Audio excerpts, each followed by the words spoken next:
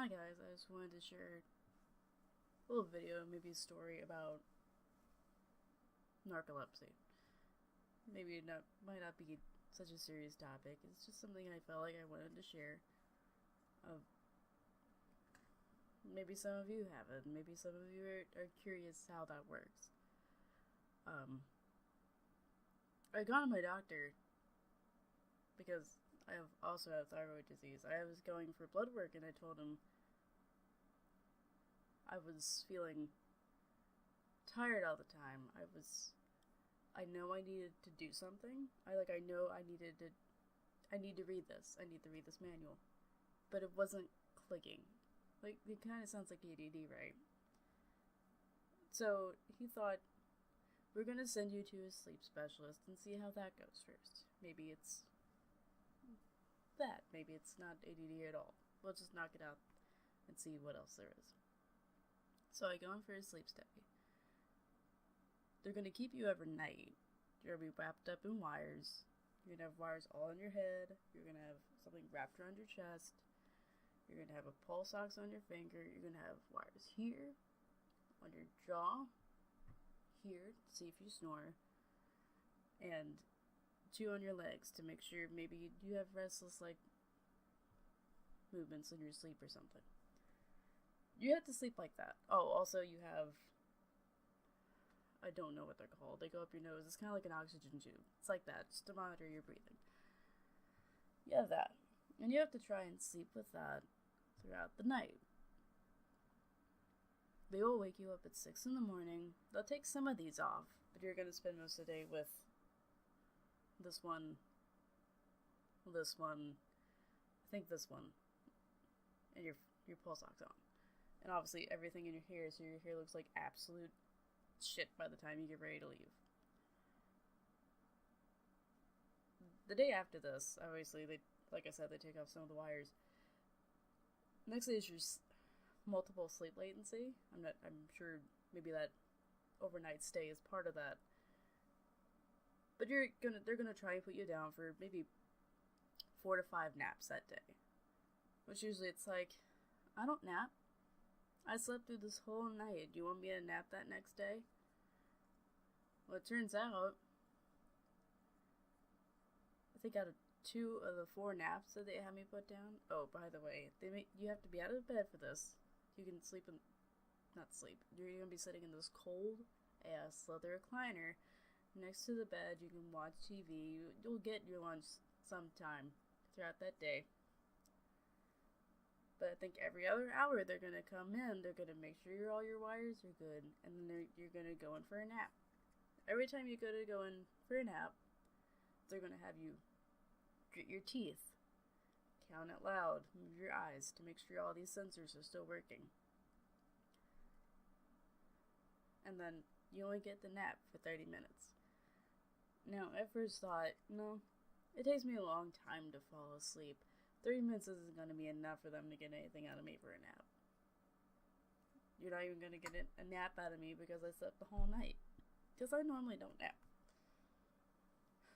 Come to find out, I think they only had me there for 4 naps. Out of those, I think 2 out of those 4 naps, I went into REM sleep within 1 to 2 minutes. Now when the doctor called me with the results, it was maybe like a day or 2 later. So we went over everything. You have symptoms of narcolepsy, which that was hard for me to believe. Like, that can't be right. I can't have narcolepsy. No, I don't just flat out collapse. My narcolepsy isn't that bad. It's just severe exhaustion. I can sleep great through that whole night, but when I wake up that morning, I'm still exhausted. Like, I could immediately just roll over, go for a nap, or as soon as I get home, no matter what I do, I was so tired. He called, he goes, no, you have narcolepsy. And I'm thinking, no, that can't be right. So I ask, Do you think maybe it had something to do with that I was maybe sleeping in a pitch black room?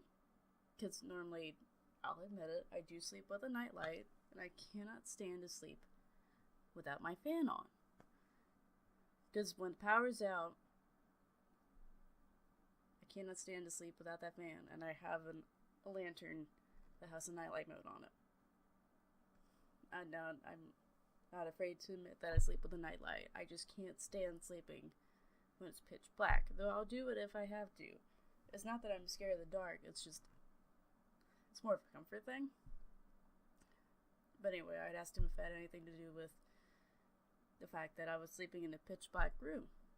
He said no, that had nothing to do with it. It shouldn't have anything to do with the fact that you went into REM sleep within 1 to 2 minutes of them turning off that light and you getting comfortable. I mean, that was kind of a weird thing to believe. I guess it's being told with, I could have been told the worst bad news, the narcolepsy, but it was still kind of hard to digest. Though I guess, getting diagnosed with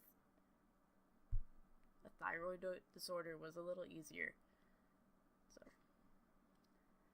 but they put you on medicine that's supposed to help you feel more awake, which this medicine does tend to help most of the time.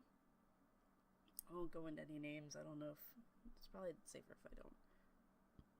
But it does help for most of the day. It used to be when I take a whole pill of that medicine, because he prescribed me like 150 milligrams of it, and I thought, that's an awful lot for just your first pill when you want to experiment with dosage and everything. It used to be that one whole pill of that would keep me awake until like 3 in the morning. Obviously, you can tell I'm kind of tired right now. And I did take a whole pill a day, and it's 9:30. It's kind of wearing off. So, but it would work. It would work pretty good. And then some days, it doesn't work quite as well. Like, most days it'll work in spurts. Like, it'll work, I'll be wide awake, and then all of a sudden, like, dude, I could totally go for a nap. And then, a little while later, or maybe a few minutes later, I'm fine. I could keep going. And then, back down to, dude, I'm tired. So, it works, but it works in spurts. If you have something is wrong, maybe you're scared to talk to somebody about, I don't feel right, because that happened a lot of times with my thyroid. I didn't feel right. My thyroid levels weren't right, so I just felt so foggy up in my head. But I didn't think anything of it. I don't know if I should include my thyroid disease in this video, rather. But it's just, actually, before I got actually diagnosed, I had heart palpitations, and those were the scariest parts, because my heart would beat. It would beat, and then it would speed up, and then it would stop for maybe like 2 beats, and you could feel it in your chest, and it was so discomforting. Like, it had me so upset. I was so scared. I was literally in tears, crying on my mother's shoulder. So finally, we went in, and we did a 24-hour Holter monitor. I don't know if some of you know what those are.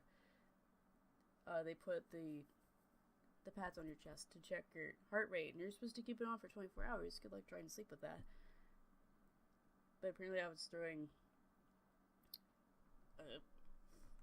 tachycardia as soon as they attached that. And they also did some blood work. And then as soon as we got everything turned in and they got the blood work results back, they called, and it's hypothyroidism. Which that took a while to get under control. But when it's off,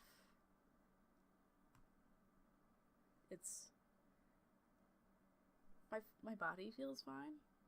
It's just literally, it's a fog. All up in here, it's a fog. Which I thought maybe that had again, this also sounds. I thought it sounded something like ADD. And that's how it goes to ask my doctor about, I can't concentrate. All this fun stuff. But then, it ends up being something else. So if you think there's something wrong, don't be afraid to ask your doctor. Don't be afraid to let them know, because it could be something serious. Now again, maybe some of you think narcolepsy or thyroid disease isn't something that serious. But also, the thyroid controls everything in your body.